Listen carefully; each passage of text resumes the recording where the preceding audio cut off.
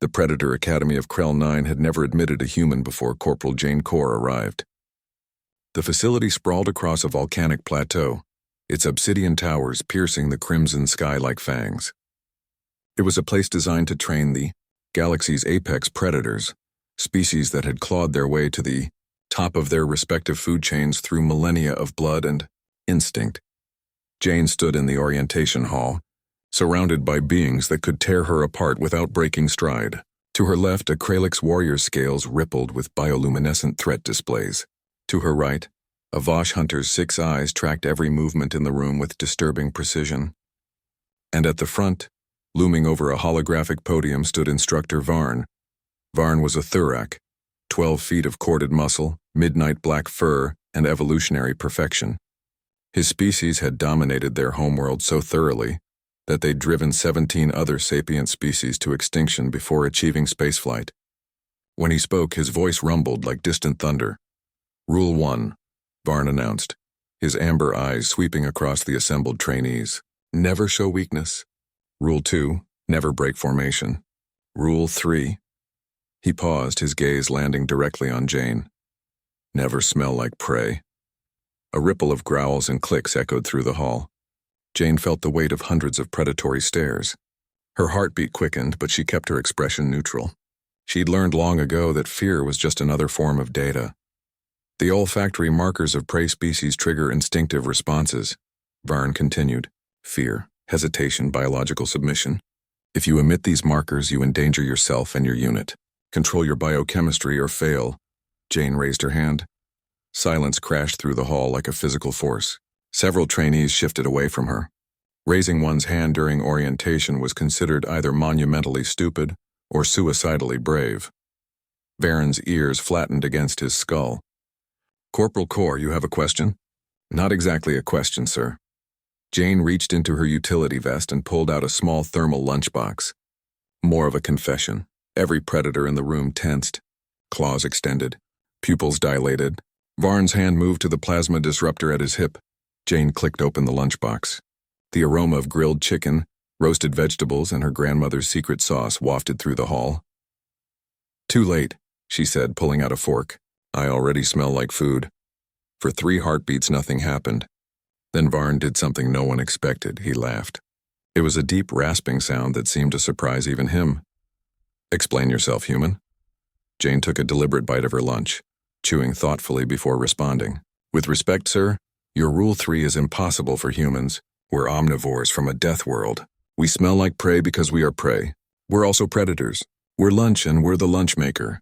Our ancestors got hunted by things with bigger teeth, so we invented pointy sticks and persistence hunting.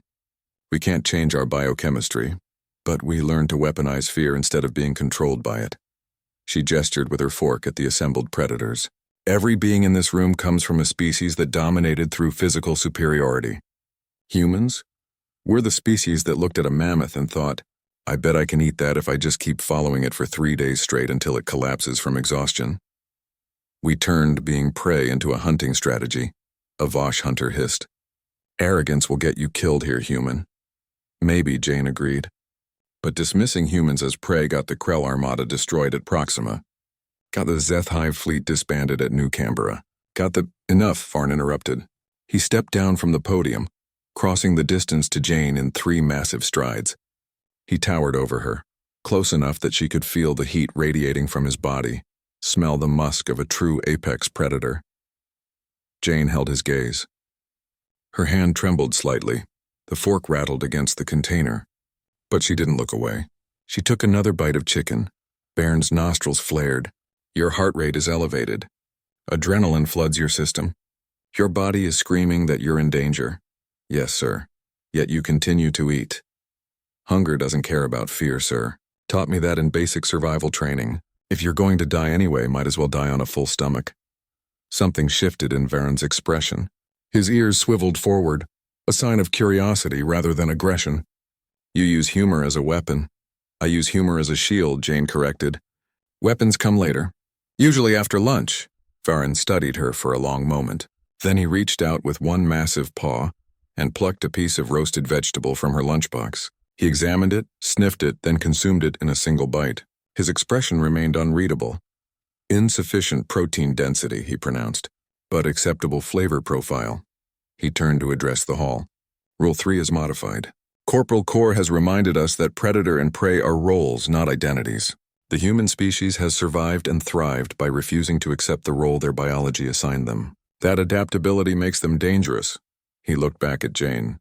You will be tested harder than anyone here. Your squad mates will doubt you. Some will try to kill you.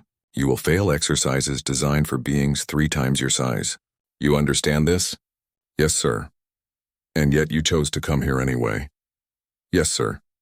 Jane closed her lunchbox and stood at attention. Because the most dangerous thing in the galaxy isn't the biggest predator. It's the prey that learned to bite back. Varn's lips pulled back, revealing rows of serrated teeth. It might have been a smile. It might have been a threat. With predators, the difference was often academic. Welcome to Krell 9, Corporal Core. Try not to get eaten. I'll do my best, sir. But if I do, Jane patted her lunchbox. They're going to regret not bringing hot sauce. The orientation hall erupted in confused growls, clicks, and one very distinct sound that might have been alien laughter. Jane Core, all 5 feet and 4 inches of her, had just made her first impression on the galaxy's most lethal training facility.